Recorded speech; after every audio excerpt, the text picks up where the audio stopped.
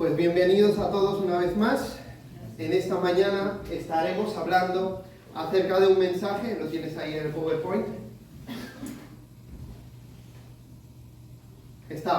Lo he dejado abierto. Excelente. Pues el mensaje, como podéis ver, se titula, como no, la resurrección de Jesús y su significado. Muchas veces hemos oído hablar de la resurrección, pero pocas veces hemos oído hablar del significado de la resurrección. Vayamos pues. Hoy, en esta mañana, vamos a ver 4 puntos. El relato de la resurrección, las evidencias de la resurrección, las consecuencias o significado de la resurrección y posibles respuestas al Evangelio de Jesucristo, que incluye la resurrección. Sin más dilación, pasamos al punto, el relato. Vamos a ver el relato recogido en Lucas, capítulo 24, versículos 1 al 49. Así que voy a estar leyendo rápido, porque es mucho texto, pero es para refrescar nuestra memoria de qué es lo que estamos celebrando en esta mañana. Vamos allá. El primer día de la semana, muy de mañana, las mujeres fueron al sepulcro, llevando las especias aromáticas que habían preparado. Encontraron que había sido quitada la piedra que cubría el sepulcro, y al entrar no hallaron el cuerpo del Señor Jesús. Mientras se preguntaban qué habría pasado, se les presentaron 2 hombres con ropas resplandecientes. Asustadas se postraron sobre su rostro, pero ellos les dijeron: ¿por qué buscáis entre los muertos al que vive? No está aquí, ha resucitado. Acordaos de lo que os dijo cuando todavía estaba con vosotros en Galilea. El Hijo del Hombre tiene que ser entregado en manos de hombres pecadores y ser crucificado, pero al tercer día resucitará. Entonces ellas se acordaron de las palabras de Jesús. Al regresar del sepulcro, les contaron todas estas cosas a los 11 y a todos los demás. Las mujeres eran María Magdalena, Juana, María la madre de Jacobo y las demás que las acompañaban. Pero a los discípulos el relato les pareció una tontería, así que no las creyeron. Pedro, sin embargo, salió corriendo al sepulcro, se asomó y vio solo las vendas de lino. Luego volvió a su casa, extrañado de lo que había sucedido. Aquel mismo día, 2 de ellos se dirigían a un pueblo llamado Emaús, a unos 11 kilómetros de Jerusalén. Iban conversando sobre todo lo que había acontecido. Sucedió que mientras hablaban y discutían, Jesús mismo se acercó y comenzó a caminar con ellos. Pero no lo reconocieron, pues sus ojos estaban velados. ¿Qué venís discutiendo por el camino?, les preguntó. Se detuvieron cabizbajos, y uno de ellos, llamado Cleofás, le dijo: ¿eres tú el único peregrino en Jerusalén que no se ha enterado de todo lo que ha pasado recientemente? ¿Qué es lo que ha pasado?, les preguntó. Lo de Jesús de Nazaret. Era un profeta poderoso en obras y en palabras delante de Dios y de todo el pueblo. Los jefes de los sacerdotes y nuestros gobernantes lo entregaron para ser condenado a muerte y lo crucificaron. Pero nosotros abrigábamos la esperanza de que era Él quien redimiría a Israel. Es más, ya hace 3 días que sucedió todo esto. También algunas mujeres de nuestro grupo nos dejaron asombrados. Esta mañana, muy temprano, fueron al sepulcro, pero no hallaron su cuerpo. Cuando volvieron, nos contaron que se les habían aparecido unos ángeles, quienes les dijeron que Él está vivo. Algunos de nuestros compañeros fueron al sepulcro y lo encontraron tal como habían dicho las mujeres, pero a Él no lo vieron. ¡Qué torpes sois!, les dijo, y qué tardos de corazón para creer todo lo que han dicho los profetas. ¿Acaso no tenía que sufrir el Cristo estas cosas antes de entrar en su gloria? Entonces, comenzando por Moisés y por todos los profetas, les explicó lo que se refería a Él en todas las Escrituras del Antiguo Testamento. Al acercarse al pueblo a donde se dirigían, Jesús hizo como que iba más lejos, pero ellos insistieron: quédate con nosotros, que está atardeciendo. Ya es casi de noche. Así que entró para quedarse con ellos. Luego, estando con ellos a la mesa, tomó el pan, lo bendijo, lo partió y se lo dio. Entonces se les abrieron los ojos y lo reconocieron, pero él desapareció. Se decían del uno al otro: ¿no ardía nuestro corazón mientras conversaba con nosotros en el camino y nos explicaba las Escrituras? Al instante se pusieron en camino y regresaron a Jerusalén. Allí encontraron a los 11 y a los que estaban reunidos con ellos. Es cierto, decían, el Señor ha resucitado y se le ha aparecido a Simón. Los dos, por su parte, contaron lo que les había sucedido en el camino y cómo habían reconocido a Jesús cuando partió el pan. Todavía estaban ellos hablando acerca de esto cuando Jesús mismo se puso en medio de ellos y les dijo: paz a vosotros, shalom. Aterrorizados, creyeron que veían a un espíritu. ¿Por qué os asustáis tanto?, les preguntó. ¿Por qué dudáis? Mirad mis manos y mis pies, soy yo mismo. Tocadme y ved, un espíritu no tiene carne ni huesos como veis que yo tengo. Dicho esto, les mostró las manos y los pies. Como ellos no acababan de creerlo a causa de la alegría y del asombro, les preguntó: ¿tenéis algo de comer? Le dieron un pedazo de pescado asado. Así que lo tomó y se lo comió delante de ellos. Luego les dijo: cuando todavía estaba yo con vosotros, os decía que tenía que cumplirse todo lo que está escrito acerca de mí en la ley de Moisés, en los profetas y en los salmos. Entonces les abrió el entendimiento para que comprendiesen las Escrituras. Esto es lo que está escrito, les explicó, que el Cristo padecerá y resucitará al tercer día, y en su nombre se predicarán el arrepentimiento y el perdón de pecados a todas las naciones, comenzando por Jerusalén. Vosotros sois testigos de estas cosas. Ahora voy a enviaros lo que ha prometido mi Padre, pero quedaos en la ciudad hasta que seáis revestidos de poder de lo alto, el Espíritu Santo. Días después, 40 días después de aparecerse en muchas ocasiones a grupos y a individuos, Jesús ascendió al cielo delante de los ojos de sus discípulos. Bien, ese es el relato. Vamos ahora con las evidencias. Vamos a comenzar. Bien, el doctor Gary Habermas, principal experto a nivel mundial en la resurrección de Jesús, desde la investigación histórica, ha examinado más de 3.400 fuentes académicas, escritas en inglés, en francés y en alemán, utilizando el método histórico crítico. Su tesis doctoral en la Universidad Estatal de Michigan era si a partir de las fuentes, desde el punto de vista utilizando la metodología histórica, se puede concluir que Jesús ha resucitado. Es decir, ¿qué evidencias hay que apunten a favor de la resurrección y cuya mejor explicación sea la resurrección? Y si es así. Su conclusión: existen al menos 12 hechos históricos afirmados por la mayoría de los estudiosos, independientemente de si son judíos, cristianos, agnósticos, ateos, etc. 12 hechos históricos afirmados por la mayoría de los estudiosos, independientemente de sus convicciones. Siguiente. Este consenso se explica porque, tras examinar todas las fuentes relevantes, los eruditos críticos contemporáneos reconocen hechos históricos sobre la muerte, sepultura y resurrección de Jesús.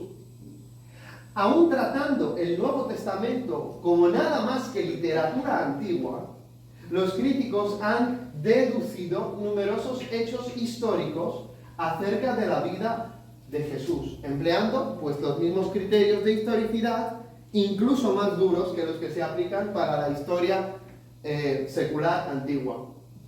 Bien, Primera de Corintios 15, versículo 3 en adelante, ha sido clave en esta reconstrucción porque recoge un testimonio, un credo antiguo. Os leo lo que dice.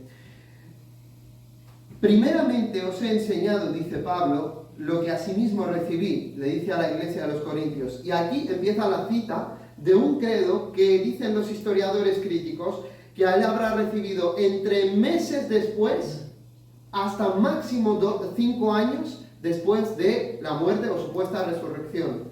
Estamos hablando de lo más temprano que se sabe acerca del Jesús histórico, lo más temprano desde el punto de vista de la evidencia histórica.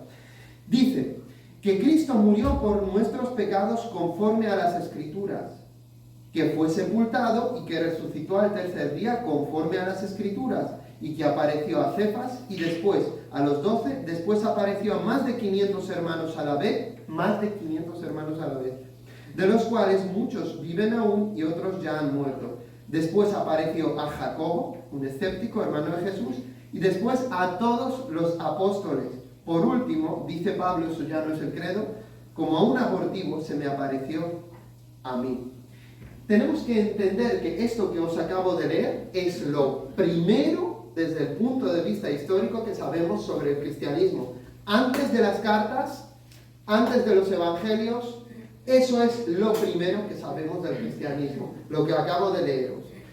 Cristo murió, resucitó, conforme a las Escrituras, y se apareció a grupos y a individuos, incluso a más de 500 cristianos a la vez, y después a un enemigo perseguidor de los cristianos que se llamaba Pablo o Saulo de Tarso. ¿Esto cómo se sabe? Bueno, pues porque contiene una especie de, si uno lo traduce al arameo, aparte de que contiene arameísmos ese texto, además contiene unas simetrías y una facilidad para aprender oralmente ese texto. Es lo que se dice un credo. Es lo que los cristianos habían transmitido oralmente y Pablo les dice, yo os he transmitido lo mismo que yo mismo he aprendido, lo mismo que yo recibí. Bien, y por último, existe un mínimo de hechos aceptados por prácticamente todos los estudiosos sin importar sus creencias o convicciones filosóficas personales. Vamos a examinar estos 12 hechos rápidamente.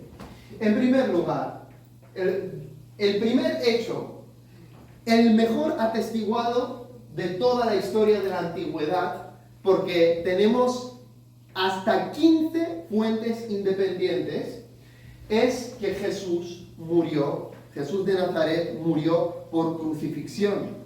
Uno de los hechos más universalmente aceptados, incluso por historiadores no cristianos.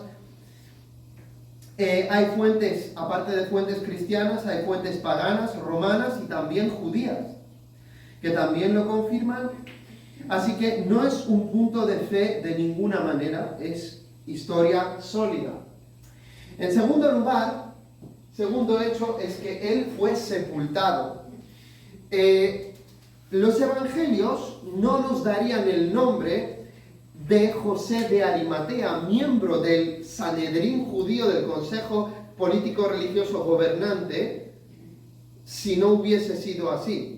Es decir, porque se exponen automáticamente a que lo falseen y digan, no, ¿qué dices? Si este es un judío que niega a Jesucristo, ¿qué estáis inventando? Bueno, pues él era un discípulo secreto de Jesús y tuvo la valentía, según los evangelios, de pedir el cuerpo a Pilato cuando Jesús había muerto para sepultarlo el viernes, seguramente 3 de abril del año 33, para sepultarlo antes de que comenzara el Shabbat hacia las 6 de la tarde. Tuvo unas 3 horas para hacerlo. Bueno, pues los historiadores dicen la sepultura de Jesús por José de Arimatea, el hecho de que nos den el nombre confirma que tuvo que haber sido realmente así. Es como decir que el alcalde de Logroño ha sepultado a alguien, imaginaos, o sea, algo que se falsea inmediatamente. Así que es otro de los hechos históricos bastante seguros. Siguiente, la muerte de Jesús hizo que los discípulos desesperaran y perdieran la esperanza creyendo que su vida había terminado. ¿Vale? La muerte de Jesús hizo que los discípulos se desesperaran, como lo sabemos también por los evangelios, y perdieran la esperanza creyendo que su vida había terminado. Esto es otro hecho histórico. Los discípulos no esperaban y los judíos en general no esperaban una resurrección individual a la mitad de la historia. Era la mentalidad judía. Como nos ha leído el hermano Crisóstomo, los judíos esperaban una resurrección colectiva al final de la historia, no en medio de la historia. Así que no formaba parte del conjunto de sus creencias la idea de un Mesías que fuese a resucitar como para inventar un Mesías que resucita. Bien, entonces por eso, puesto que no formaba parte, es normal que ellos se desesperaran y perdieran toda esperanza, creyendo que todo había terminado. Esto elimina la idea de que inventaron la resurrección porque no la esperaban. La resurrección no fue una expectativa judía, fue una sorpresa hasta para ellos. Número 4.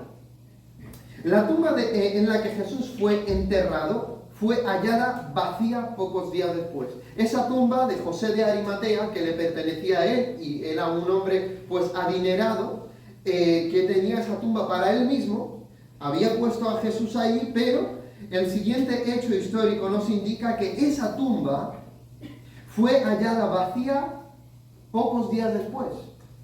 Se lo reporta al tercer día, de manera consistente.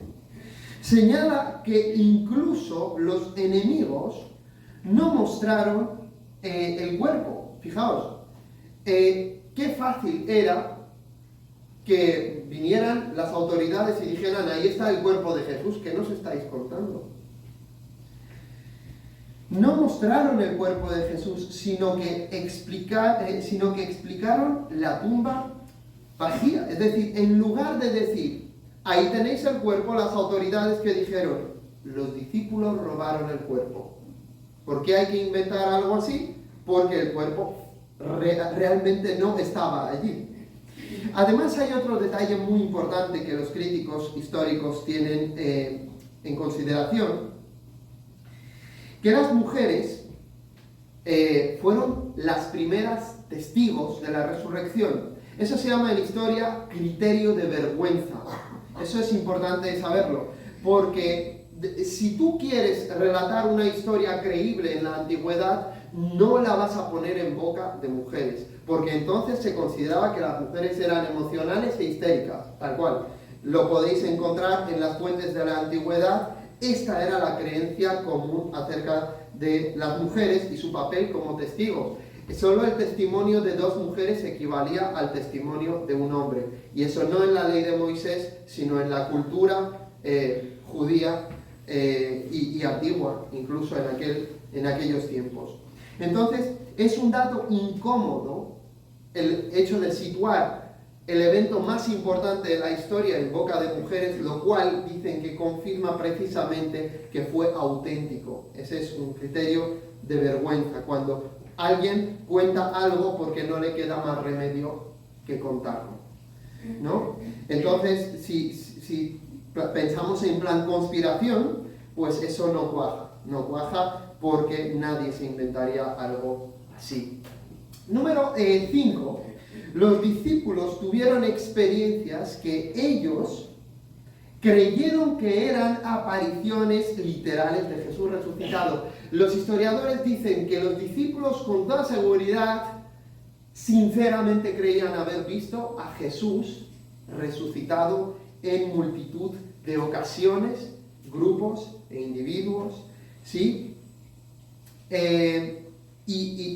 Bueno, más de una vez.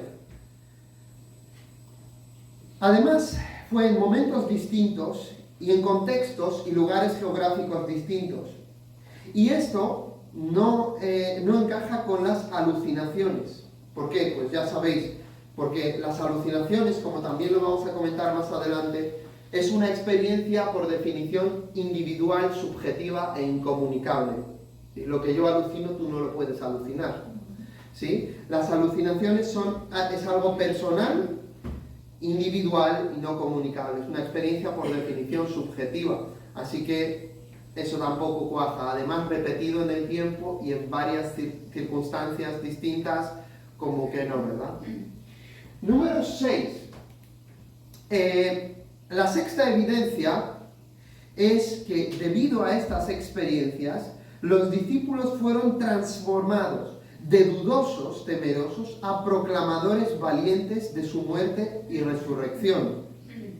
La transformación de los discípulos, el hecho de que ahora ellos creen, de repente, aunque los judíos no venían creyendo en eso, mucho menos los paganos, ellos creen que Dios ha levantado a Jesús de Nazaret de la muerte.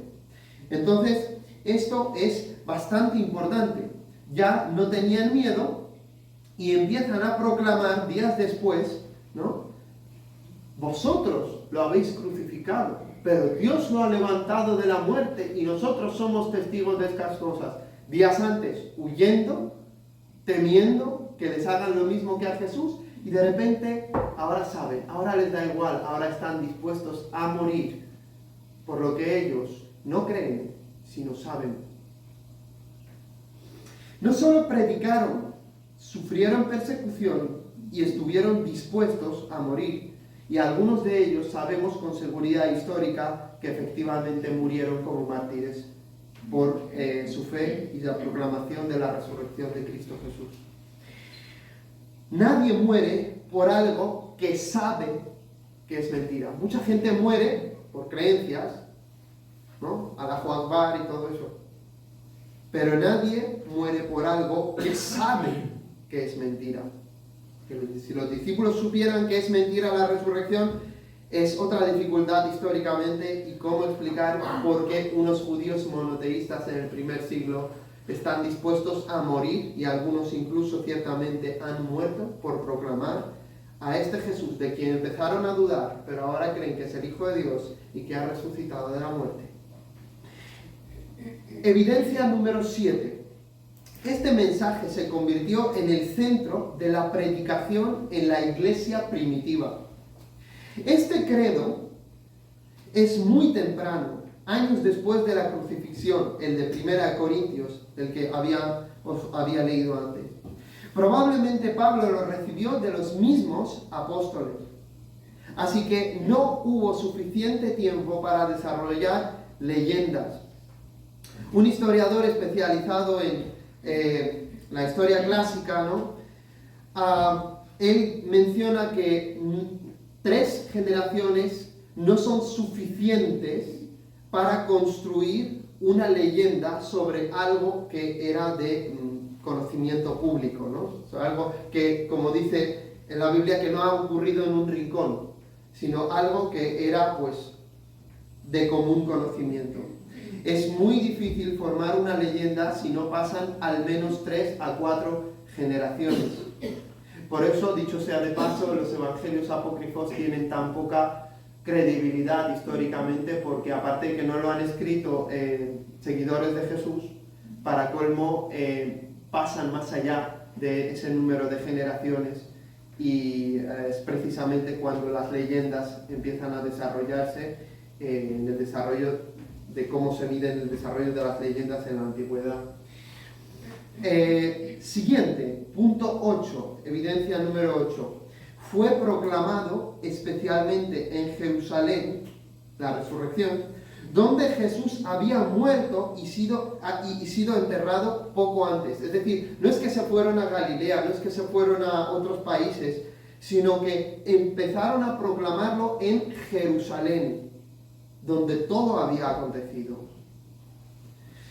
Se predicó en el mismo lugar donde los hechos podían ser verificados o refutados.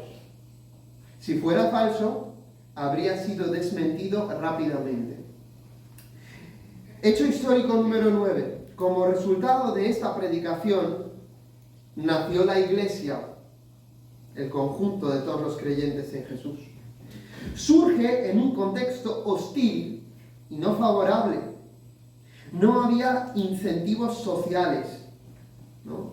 Si te haces creyente, vas a tener dinero, posición, comodidad, etc. No había incentivos sociales. Al contrario, persecución prácticamente garantizada. Algo poderoso tuvo que haberlo impulsado, sin duda. Hecho número 10. Ya nos estamos acercando al final de los hechos. La iglesia creció, teniendo el domingo como su principal día de culto. Curioso. El Shabbat era el día en el que los judíos se reunían, era el día de adoración a Dios. Pero la iglesia creció teniendo el domingo y no el sábado como su principal día de culto. Para judíos cambiar el día de adoración era algo radical. Solo un evento enorme, a saber, la resurrección, explica ese tipo de cambio tan importante.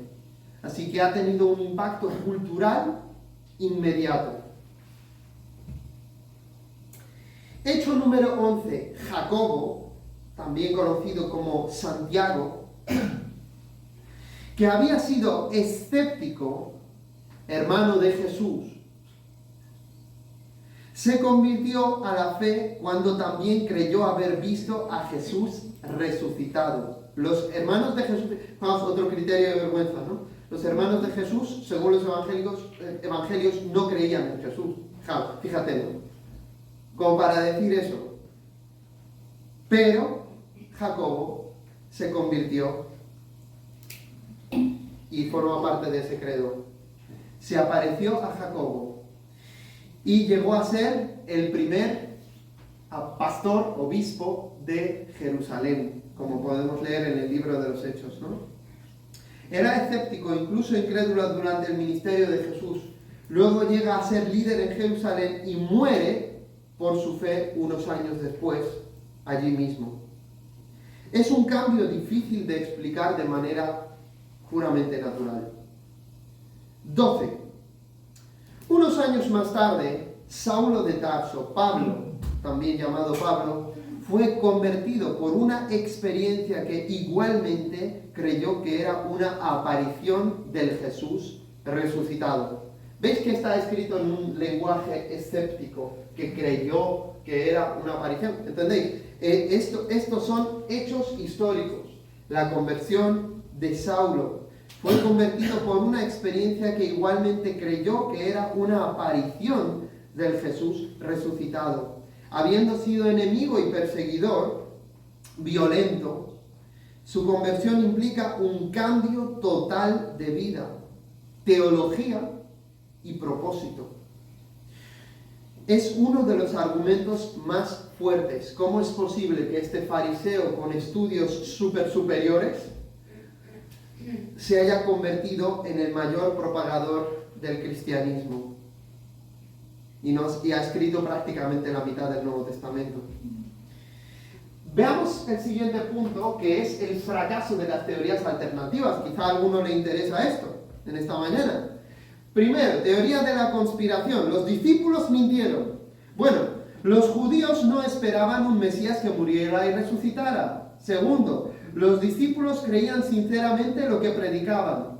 Y tercero, nadie muere voluntariamente por algo que sabe que es mentira. Hoy ningún estudioso serio defiende esta teoría. Como vamos a ver, cualquiera de las teorías que vamos a mencionar están descartadas desde el punto de vista histórico-crítico. Han caído en descrédito en la comunidad académica. Segundo, muere aparentemente, dicen, ¿no? Pues a lo mejor no murió y luego pues seguía vivo y se convencieron los discípulos. La crucifixión romana hacía imposible sobrevivir. Un hombre moribundo no convence a nadie de una resurrección gloriosa. Es médica e históricamente insostenible. No me da tiempo a explicar mucho más que podría hablar sobre este punto. Una de las evidencias que cuando él ya estaba muerto y no se movía en la cruz, le pasaron la lanza y salió agua y sangre, nos cuenta Juan, que pues médicamente hoy en día pues sabemos que esto tiene que ver con el líquido del pericardio, pues que ya se había derramado, Jesús ya derramó toda su sangre y pues parece que esa parte había explotado también y estaba derramándose. Como dice el Salmo 22, mi corazón fue como cera. Muerte aparente, así que esto queda descartado desde el punto de vista médico e histórico. Si los soldados le dejaban sobrevivir, iban a matar a los soldados. 3. Cuerpo desplazado. Otra de las teorías es que, bueno, a lo mejor han movido el cuerpo de una tumba a otra sin que los discípulos se hubieran enterado. Pero las leyes judías prohibían mover el cadáver. Y José de Arimatea habría corregido el error. Si ha venido, que era su tumba, a desplazar el cuerpo, habría dicho, chicos, no proclaméis nada todavía, que yo he movido el cuerpo, que está ahí. Así que no explica el origen de la fe en la resurrección. 4. Alucinaciones.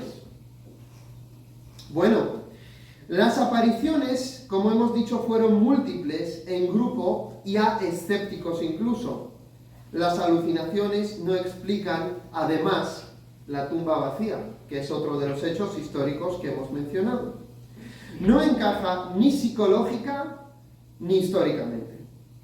Así que las alucinaciones es algo totalmente descartable. 5. Robo del cuerpo. Los discípulos no morirían por algo que saben que es falso. El robo del cuerpo no explica por qué entonces se han convertido Jacobo, Santiago y Saulo o Pablo. Así que en la teoría, la hipótesis del robo del cuerpo carece de poder explicativo del resto de los hechos que estamos viendo. Número 6, por último, las autoridades habrían... el número 6 es la tumba equivocada, ¿sí? Pues que María Magdalena y los demás fueron a la tumba equivocada. Las autoridades habrían mostrado la tumba correcta. No explica las apariciones ni las conversiones, evidentemente. No tiene, así que es fácilmente refutable dentro de su contexto histórico. ¿Cuál es la conclusión clave? Bueno, que ninguna teoría naturalista, es decir, una teoría que busca prescindir de una explicación sobrenatural, que es lo que se suele manejar en historia, ninguna teoría naturalista explica todos estos hechos, ni siquiera 3 o 2 o 4 de ellos, mucho menos los 12. Y de hecho, creo recordar que Gary Habermas mencionaba hasta 18 hechos, pero que él dice que no necesita ni tantos para poder argumentar la resurrección con los escépticos.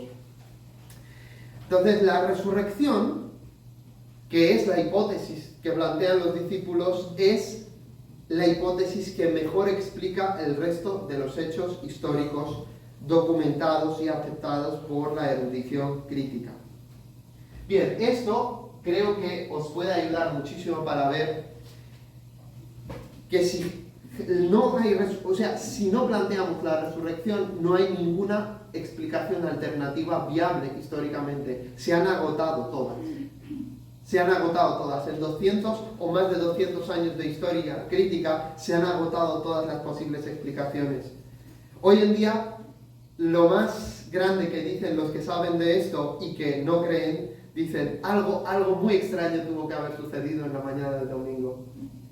¿Verdad? Es lo que dicen. Algo muy extraño tuvo que haber sucedido.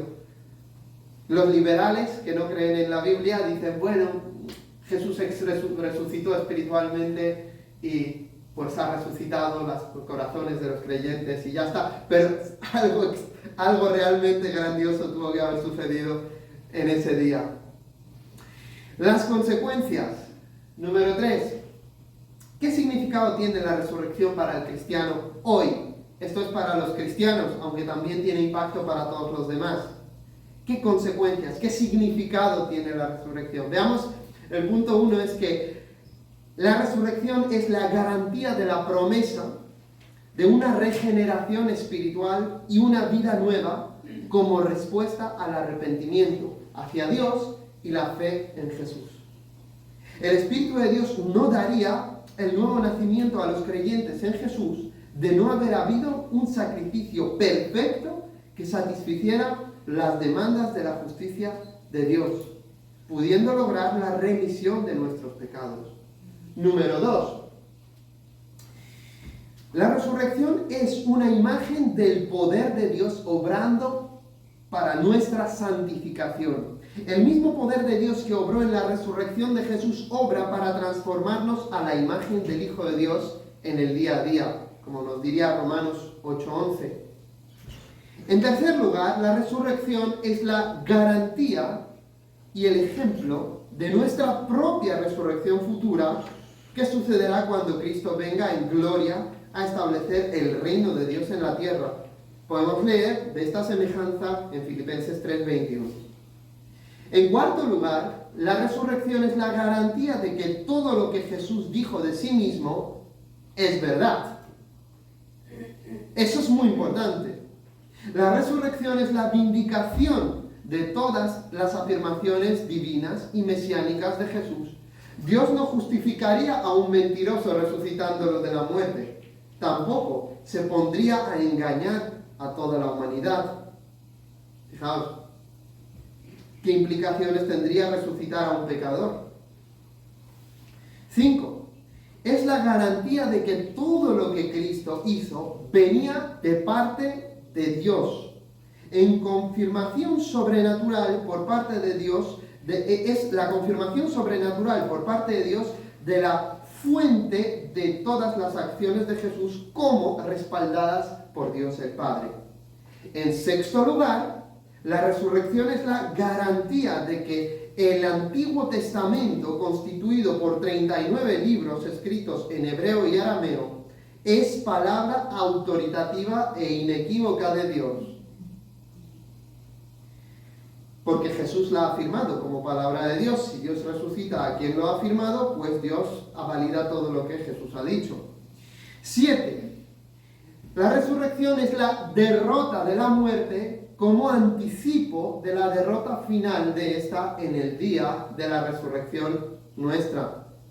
A su vez, significa que Satanás queda aplastado también bajo los pies de la Iglesia de Dios, porque el postrer Adán, el último Adán, nuestro representante humano, Jesús, ha vencido. De eso podemos leer en 1 Corintios 15. Y por último, en octavo lugar, la resurrección es la garantía de que Cristo estará con nosotros todos los días, hasta el fin del mundo, como Él mismo ha predicho. Nunca estamos solos, ya sea que estemos en la misión o en la enfermedad, ya seamos niños o ancianos, el que ha resucitado está siempre con nosotros si somos hijos de Dios por la fe en Jesucristo. Él tiene toda autoridad en el cielo y en la tierra. Podemos verlo en Mateo 28. Y ahora viene la cuarta parte, la parte más crucial. Respuestas posibles al Evangelio. He pedido a la inteligencia artificial que me hiciera esta imagen, que combina el sentido de la cruz. Por un lado, podéis observar en la parte izquierda, 1450 años antes de Cristo, el Pesaj, la Pascua, 14 de Nisan del calendario judío, entre marzo y abril, cuando ellos tenían que sacrificar a un cordero para que cuando llegase la 10ª plaga del castigo de Dios sobre los primogénitos, cuando Dios viese, la justicia de Dios viese que el inocente cordero había pagado por el primogénito culpable que estaba dentro, de entre los judíos, pasara de largo. La palabra Pascua, pasar, Pesaj en hebreo. Pasar de largo. ¿Por qué? Porque otro ya ha saldado tu deuda. Mientras que todos los que no tenían esa marca, sus primogénitos murieron en aquella noche como castigo, todos aquellos que confiaron en el Dios de Israel y en sus palabras de que serían salvados a través de la sangre de esa oveja o cabrito de un año muerto por sus primogénitos, fueron salvados de la justa ira de Dios. Pero es que el sentido de todos los sacrificios y de esas ovejas y de esa sangre animal inocente era el sentido, como dijo Juan el Bautista, del Cordero de Dios que quita el pecado del mundo. Y en aquella cruz que podéis ver a la derecha, cuando sucede lo de la novena plaga, la oscuridad en toda la tierra, también sucede la 10ª y muere el primogénito. Muere el único Hijo de Dios. En forma humana, paga por ti, paga por mí, para que cuando Dios tenga que ajusticiarnos, la ira de Dios no te toque, sino que pase de largo, porque tú estés detrás de esa madera, detrás de esos dinteles, detrás de Jesucristo, escondido, confiando por medio de la fe en Él. Este es el sentido de todo lo que estamos celebrando. Y aquel que dio su vida de esta manera para que tú puedas salvarte de la ira justa de Dios, aquel a quien apuntaban todos los sacrificios del Antiguo Testamento, ha resucitado. Entonces, ¿a qué nos invita el Señor en esta mañana? ¿Qué nos ordena el Señor? Mirad lo que dice. ¿Qué respuestas posibles puedes dar tú al Evangelio? Juan, capítulo 3, versículo 36 nos dice: el que cree en el Hijo tiene vida eterna, pero el que rehúsa creer en el Hijo no verá la vida, sino que la ira de Dios está sobre él. Repito, el que cree en el Hijo. Si puedes poner la diapositiva anterior para que la vean. Antes, la de la cruz. El que cree en el Hijo tiene vida eterna. Pero el que rehúsa creer en el Hijo no verá la vida, sino que la ira de Dios está sobre él. Jesús cargó con tu pecado y Jesús cargó con la ira justa de Dios que tenías que sufrir en el infierno para librarte del infierno, para librarte del pecado, de la culpa del pecado, del poder del pecado, de la presencia del pecado en ti, para darte vida eterna. Así que el que cree en Él tiene vida eterna, pero el que rehúsa creer en Jesús no verá la vida, sino que la ira de Dios está sobre él. Dale, por favor. Y vamos al siguiente. Uno más. Entonces, la primera respuesta que tú puedes dar en esta mañana al Evangelio es la respuesta A. Entrego mi vida, creo, entrego mi vida a Jesucristo como Señor y Salvador. Pero también puedes dar una respuesta B. Rehúso entregar mi vida a Jesucristo como Señor y Salvador. Dale. Pablo predica a los atenienses en Hechos 17, 30 al 31 y termina su discurso diciendo: pero Dios, habiendo pasado por alto los tiempos de esta ignorancia, ahora manda a todos los hombres, en todo lugar, que se arrepientan, por cuanto ha establecido un día en el cual juzgará al mundo con justicia, por aquel varón a quien designó, acreditándolo ante todos al haberlo levantado de los muertos. Función de la resurrección: acreditar que Jesús es el juez y es el Salvador. Lo ha acreditado frente a todos por haberlo levantado de los muertos. ¿Dudabas mientras Jesús hablaba? ¿Dudabas mientras Él moría? Ya no tienes excusa, porque Él ha resucitado. Y hay evidencias, 12 evidencias históricas que hemos visto en esta mañana. Y Jesús vive. Y porque Él vive, tú también puedes vivir. ¿Dale?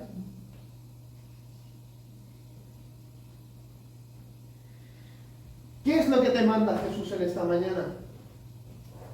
Jesús vino a Galilea predicando el evangelio del reino de Dios, diciendo: el tiempo se ha cumplido y el reino de Dios se ha acercado. Arrepentíos y creed en el evangelio. Marcos 1, 14 al 15. ¿Qué debemos hacer para salvarnos? Número 1, arrepentimiento. Es decir, renuncia hoy, tú, renuncia al autogobierno sobre tu vida. Fe. Confianza. Entrega a Jesús el gobierno de tu vida. Y el arrepentimiento más fe es igual a salvación, es decir, reconciliación con Dios. La ira de Dios no estará sobre ti. Tendrás paz con Dios por medio de esa muerte de Jesús en la cruz. Así que arrepiéntete, renuncia al autogobierno sobre tu vida. Cree, confía en el evangelio, entrega a Jesucristo el gobierno, el señorío de tu vida. Y recibirás la liberación del pecado y de sus consecuencias. Y quizás tú quieras aceptar esto ahora mismo. Y me gustaría invitarte a dar este paso. ¿Dale? Una oración. Te propongo que todos los que queráis ahora dar ese paso de entrega y de fe, podáis orar esta oración, la cual no garantiza que os reconciliéis con Dios, pero si os arrepentís y creéis en el evangelio, seréis salvos. Podéis repetir esta oración conmigo. Yo la voy a leer por todos y por cada uno de vosotros. Y me gustaría que vosotros en vuestro corazón o con vuestros labios, como queráis, como prefiráis y sintáis, que me acompañéis todos los que deseéis entregar el control de vuestra vida a Cristo Jesús, al resucitado. Dios, ahora me doy cuenta de que si me condenas, serás justo. No te he amado, he incumplido tus mandamientos viviendo a mi manera. He querido encontrar mi identidad fuera de ti y ser mi propio Dios. Perdóname, te ruego hoy, todos mis pecados. Te entrego el control de mi vida. Jesús, sé mi Señor y mi Salvador. Límpiame de todo mi pecado. Límpiame de mi pasado alejado de ti y hazme ser una nueva persona que de corazón te ame y quiera seguirte y obedecerte todos los días del resto de mi vida terrenal. Desde hoy quiero ser tuyo. Gracias por haber pagado toda mi deuda con Dios en esa cruz. Cristo Jesús, creo que verdaderamente has resucitado. Padre, hoy regreso a tu casa. En el nombre de Jesucristo, a ti me entrego. Amén. Amén.